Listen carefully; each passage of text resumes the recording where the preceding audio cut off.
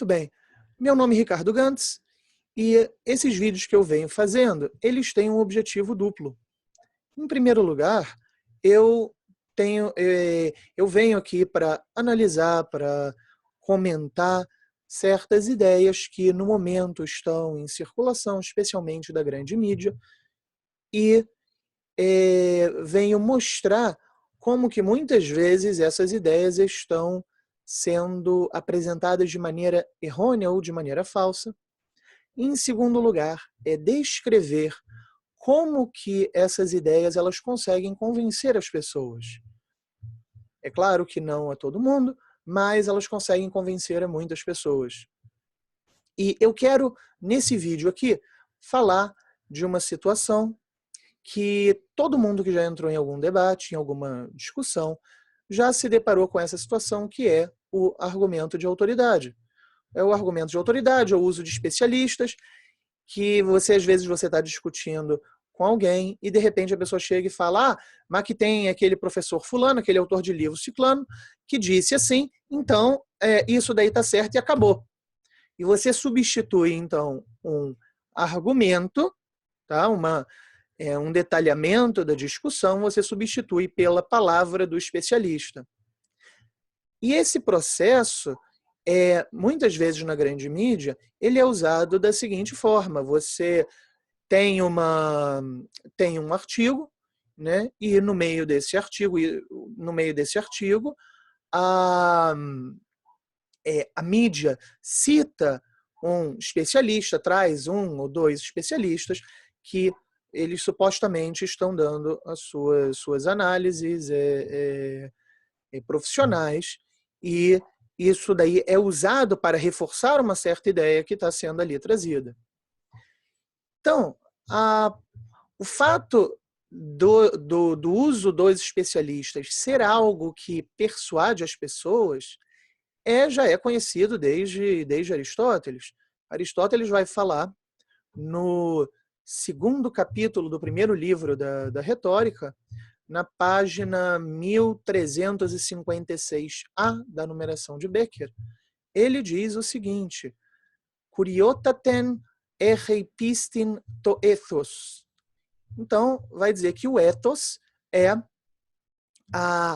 ele possui a forma mais forte, a maior força para a persuasão.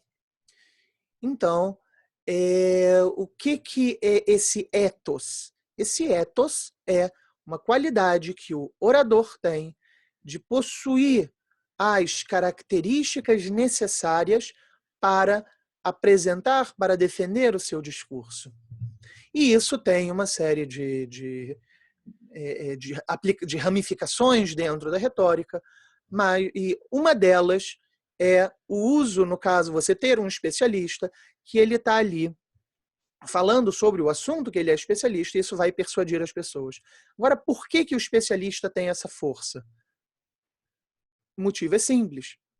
Que o especialista é, supostamente, alguém que parou para se dedicar, para estudar, para analisar aquilo, muitas vezes durante anos, e ele não está falando agora como mais uma outra pessoa leiga e interessada, e sim, é alguém que não apenas é interessado, mas ele dedicou uma boa parte da sua vida para analisar aquilo. Muitas vezes ele é um profissional que o trabalho dele é fazer aquilo. E na percepção normal de uma pessoa, alguém que faz isso, no mínimo, merece uma consideração e merece ser ouvido. O problema é que isso nem sempre é verdade, e cada vez mais a grande mídia vem utilizando esses especialistas de uma maneira falsa, e todo aquele que conhece os livros do professor Olavo de Carvalho vê que ele, há mais de 20 anos, ele vem batendo nessa mesma tecla e vem mostrando isso para quem quiser aprender. Então, não preciso eu repetir essa questão. E o que eu venho fazer aqui é mostrar como que a Folha de São Paulo fez e usou dessa tática para discutir a questão da embaixada brasileira em Israel. Então, vamos ver aqui um exemplo, tá? E vamos ver o especialista que a Folha de São Paulo trouxe. Então, vamos lá.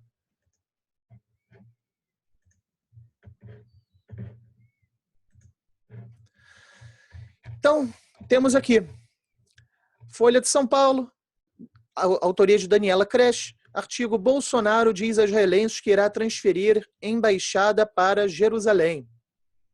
Então, começa a descrever o artigo, começa a descrever o que Bolsonaro falou e tudo mais, e logo no meio do artigo nós temos a fala de dois especialistas, e ainda que um vai falar bastante contra e o outro, no fim das contas, também vai falar contra, mas eu quero aqui me focar em um dos especialistas trazidos, que é o que a Folha deu mais atenção e inicia e conclui a fala dos especialistas com ele, que é o James Green.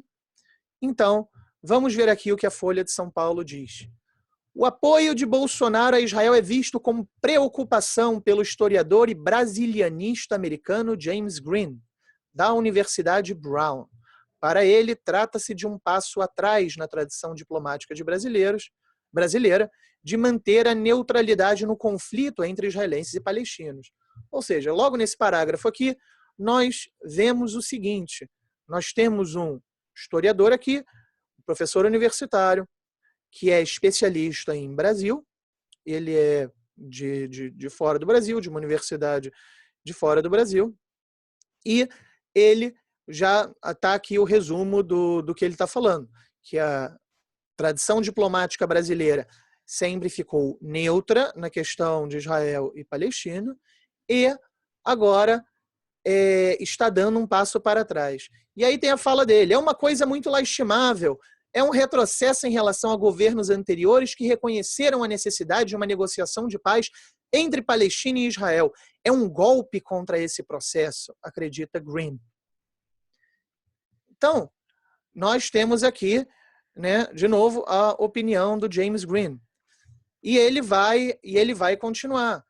Ele acredita que, mesmo não tendo desempenhado um papel de destaque nas negociações, o Brasil sempre manteve postura intermediária. E, no fim, o James Green vai dizer, quer dizer, o artigo da Folha de São Paulo vai finalizar com a fala do James Green, dizendo: para Green, a mudança na posição brasileira é perigosa também para Israel. A amizade com Bolsonaro pode manchar a imagem do país internacionalmente. Ou seja, James Green aqui está falando que a relação de Israel com Bolsonaro não somente é ruim para o Brasil, mas também é ruim para Israel, pois isso irá manchar a imagem do país internacionalmente. E ele conclui: é um erro. Bolsonaro não sustenta nenhum valor judaico. Israel erra em aliar-se a ele. Então, eu tenho certeza que o leitor, o ouvinte aqui, ao ver essas falas, eu tenho certeza que pelo menos uma parte de vocês que estão ouvindo já vão olhar e ver que tem uma série de erros e falácias aqui, e cada um deles poderia ser analisado. Mas antes até de pensarmos nisso, vamos ver um pouco quem é James Green. Vamos ver um artigo inteiro de James Green. Temos aqui no jornal Haaretz, que é um jornal muito lido principalmente pela esquerda israelense, é um jornal bastante famoso aqui em Israel. E na sua edição americana, tá, tem um artigo aqui de opinião escrito por ele, um pouco antes da eleição do Bolsonaro. Então o artigo lê aqui: será que o Brasil está para eleger Jair Bolsonaro, o executor de extrema-direita da sua democracia? Então, o Bolsonaro ele é retratado, tá, de uma maneira bastante ligada à ditadura, a militarismo, mas, para além disso, nós temos o seguinte: nós temos algumas coisas bem interessantes do nosso suposto especialista James Green, que é, em primeiro lugar, é o que ele vai falar sobre a Dilma Rousseff, que, cadê? Vamos achar aqui. Aqui. Está falando da Dilma, que é a sucessora do Lula. Então, a sucessora escolhida por ele, Dilma Rousseff, ela encarou uma recessão econômica e protestos sociais que enfraqueceram seu governo e levaram ao impeachment de 2006 dela, baseado em acusações dúbias de prevaricação do orçamento. Então, o especialista, tá? E agora você tem que lembrar que as pessoas que estão lendo esse jornal aqui, elas não fazem, de modo geral, elas não sabem a situação do Brasil, não sabem o que está acontecendo, mas estão vendo aqui um professor universitário especialista que já está dizendo, em 10 de outubro de 2018, ele está já falando que as acusações contra Dilma são dúbias. E ele vai, então, falar sobre o Bolsonaro. Então, Bolsonaro, ele clama pela retratação da legislação que protege mulheres espancadas. Em comentários televisivos, ele condenou casamentos interraciais. Ele defendeu o estupro de mulheres e ele clamou pela violência contra pessoas LGBT. Então, o que nós temos aqui? Nós temos um especialista que o discurso dele poderia ser muito bem, poderia estar muito bem na fala de qualquer militante do PCdoB ou do PSOL. E é um discurso que ele é simplesmente mentiroso, inclusive invertendo o que o Bolsonaro disse. Então, o Bolsonaro, ele fala que quer defender as mulheres, que quer condenar estupradores com penas mais graves e abaixar a maioridade penal para que essas pessoas possam ser condenadas, e diz lá o sujeito que ele está indo contra as mulheres. Bolsonaro quer diminuir os crimes e fala que vai ser igual para todo mundo. Está dizendo que ele está querendo atacar os gays, que ele está defendendo o estupro. Então, esse tipo de discurso, né, para quem está no Brasil, ver uma coisa dessas é, obviamente, uma coisa que é idiota ao extremo. Porém, o leitor do Haaretz, o leitor que vê uma coisa dessas, de um professor que é supostamente um especialista, ele acredita naquilo. E, mais ainda, eu posso dizer que eu ouvi de alguns israelenses que leram certos artigos no jornal daqui de Israel e vieram me perguntar, vem cá, esse cara é assim mesmo? A coisa está acontecendo assim? Então, e não são pessoas ignorantes. A pessoa achou estranho esse tipo de acusação, mas ela, em parte, ela estava considerando que poderia sim ser verdade. Por quê? Porque foi ali um suposto especialista para falar do Brasil. Então, vejam só, o sujeito que tem um discurso que nem mesmo um militante de hoje em dia iria falar seriamente, a não ser para dentro do seu grupinho, né? Ele pegou uma fala de um suposto especialista, a Folha de São Paulo, né, pegou esse suposto especialista para colocar lá, para dar o peso no seu argumento. Então, quem não conhece esse idiota, esse mau caráter, isso que ele está fazendo simplesmente mau caratismo, né? Isso daí, a pessoa dessa não tem como dar nenhuma, você não tem como ter confiança em alguém que se diz especialista e vem falar coisa dessas. Isso é simplesmente um absurdo, é um absurdo. Então, mas a Folha de São Paulo não se importa com esses pequenos detalhes e ela está trazendo isso como se fosse uma coisa muito séria, tem um ar aqui de seriedade no discurso dela.